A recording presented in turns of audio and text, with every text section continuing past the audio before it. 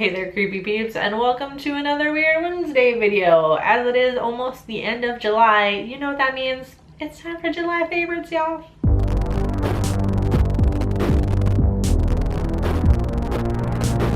Before we get into that though, I want to say thank you to my creepy patron peeps for your support of my channel. Thank you so much.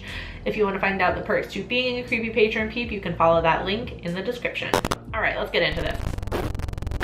All right, so in terms of movies that I've been loving this month, I gotta be honest, there's nothing that really just blew my skirt up this month. At best, I feel like, you know, everything was just like okay. There were, you know, maybe one or two movies that were really like whoa, but nothing new. But kind of referring to movies and to advertise my blog, I did start a Horror 101 series on my blog. So I recently, just to quickly summarize, I got a book that's titled 101 Horror Movies You Must See Before You Die. So I thought it would be fun to go through the book, mark all the movies that I hadn't seen, and then I'm going through one by one, watching them and reviewing them exclusively on my blog. I've watched Eraserhead as the first one. I mean, I started off with a doozy, let me tell you. So that article is up on my blog already, which I've reviewed. And then also The Bad Seed, which, no, it's Wednesday. Okay, so The Bad Seed is already up now by the time you're watching this video. So so I've done the first two already. So if you want to go check it out, there's always a link for my blog in the description. So it's always been there, you guys. You can check it out. All right, now on to books. I got way more books to talk about, so let's get into this. For the children, which if you follow me on social media, and I may have talked about it in a video, I'm not sure, I started an official creepy book club. So normally before, creepy book club has always just been my clever name for my horror book reviews, but I'm on Goodreads and you can make groups on Goodreads. So it's like, why don't I just make an actual creepy book club? And then that way, those of you that do like to read and are bookworms like me can know what I'm reading for the next creepy book club and read along with me. So we're just finishing this up now, so there will be a review of this next week.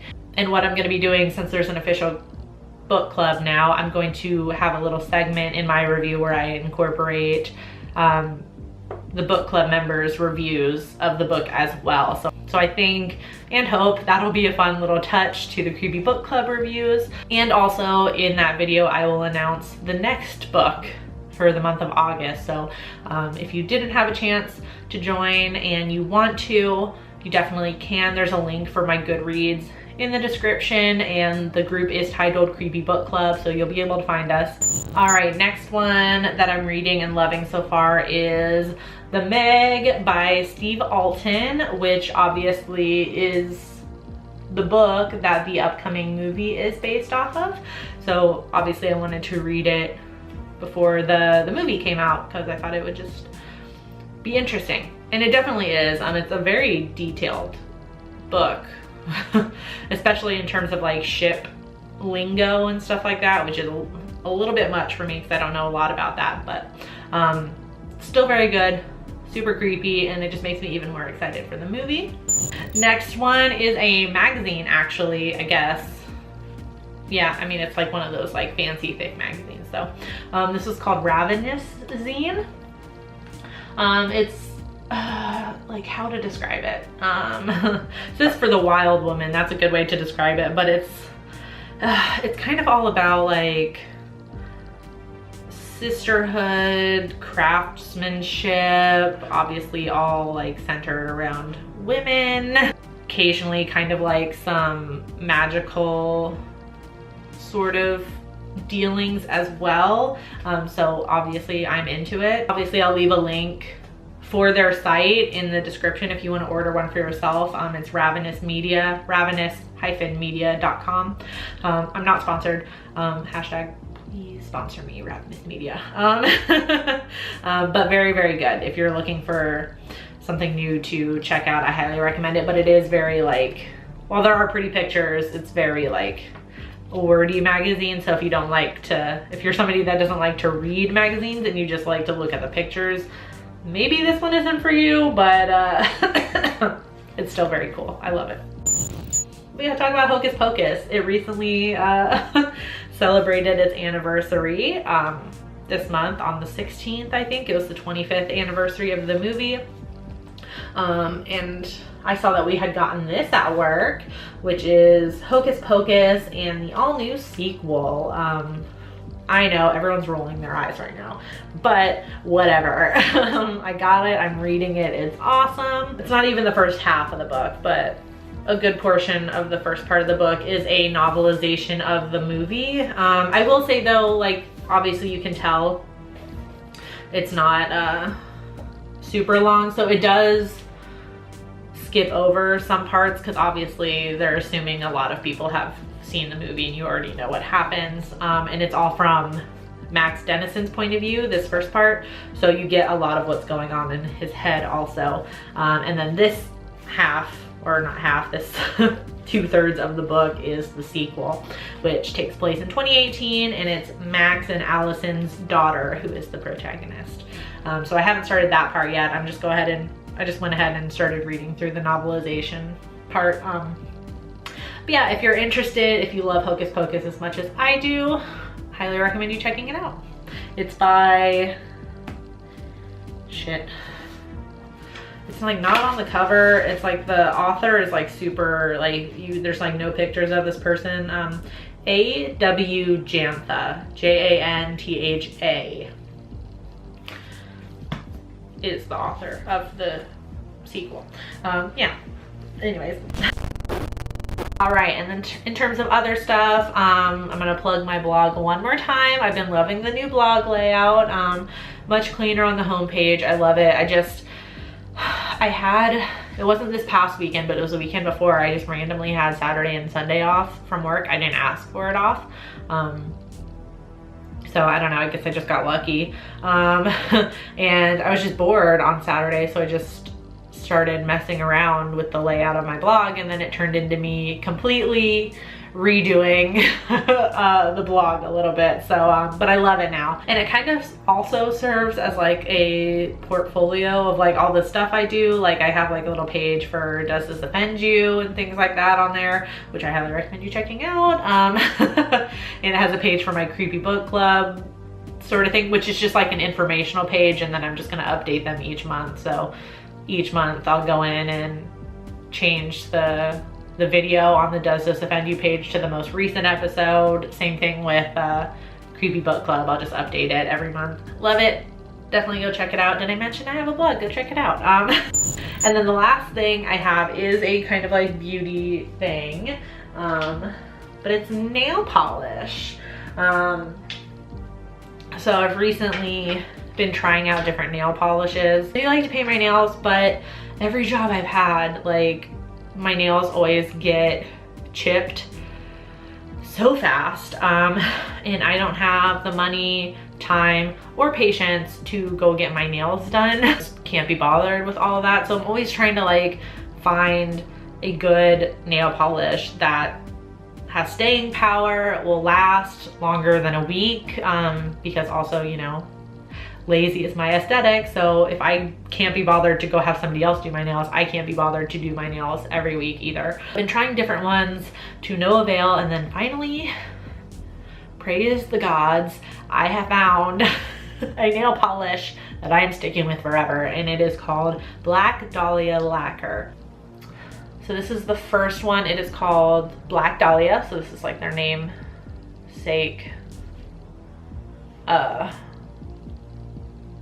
nail polish, and it's like a black polish, and you can see it's got red sparkly kind of foily bits in it. I will say, just complete honesty, I wasn't crazy about this one just because of the texture of it. Because it has the sparkly bits, it kind of makes your nails a little bit bumpy because of the sparkles. I just wasn't a fan of like the bumpy texture is all.